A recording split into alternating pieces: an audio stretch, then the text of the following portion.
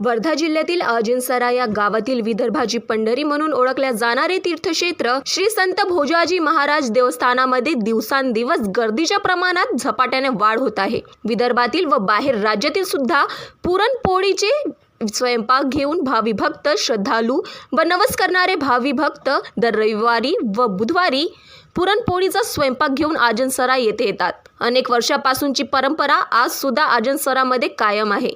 भावी भक्तांचे म्हणणे आहे की श्री संत भोजाजी महाराज म्हणेल ती इच्छा पूर्ण करत असते, त्यामुळे येथे दिवसांदिवस भावी भक्तांची गर्दी वाढतच आहे।